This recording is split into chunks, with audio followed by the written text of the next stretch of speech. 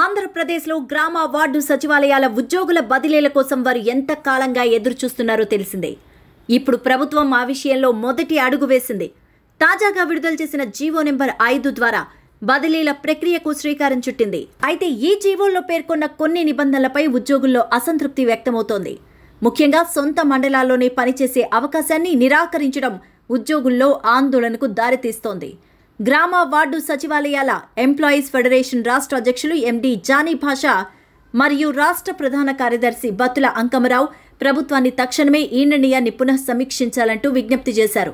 బదిలీల కోసం రూపొందించిన మార్గదర్శకాల్లో ఉద్యోగుల అభ్యర్థన మేరకు కొంతమందిని మినహాయించిన మిగతా వారందరినీ తప్పనిసరిగా ఇతర మండలాలకు పంపే విధంగా నిబంధనను ప్రభుత్వం తెచ్చింది. ఇది చాలా మందికి ఆర్థికంగా ఇబ్బందిగా మారే అవకాశం ఉంది. ఉద్యోగులు ఇప్పటికే తక్కువ జీతాలతో జీవనం సాగిస్తున్న తమకు సొంత మండలాన్ని వదిలి ఇతర ప్రాంతాలకు వెళ్లి పనిచేయడం భారమవుతుందని అంటున్నారు. ప్రస్తుతం అరకొర జీతాలతో జీవిస్తున్న సచివాలయ ఉద్యోగులు పెరిగిన నిత్యావసర వస్తువుల ధరలు, ఇంటి అద్దెల భారం తట్టుకోలేకపోతున్నామంటూ ఆవేదన వ్యక్తం చేస్తున్నారు. ఈ నేపథ్యంలో సొంత మండలాల్లోనే ఉద్యోగ బాధ్యతలు నిర్వహించే అవకాశం ఇవ్వాలని కోరుకుంటున్నారు. ఇలా చేస్తే కుటుంబానికి దూరంగా వెళ్లాల్సిన అవసరం ఉండదు.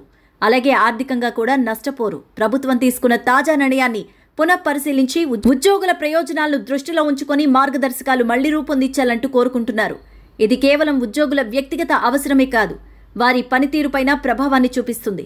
ప్రభుత్వం గ్రామ వార్డు సచివాలయ వ్యవస్థను బలోపేతం చేయాలంటే ఉద్యోగులు సమర్థవంతంగా పనిచేయగల మద్దతును అందించాలి. అందుకే సొంత మండలాల్లోనే బదిలీలకు అవకాశం ఇస్తే ఉద్యోగుల నిబద్ధత పెరుగుతుందని భావిస్తున్నారు. మరి కూటమి ప్రభుత్వం దీనిపై ఎలాంటి చర్యలు తీసుకుంటుంది అనేది వేచి చూడాలి.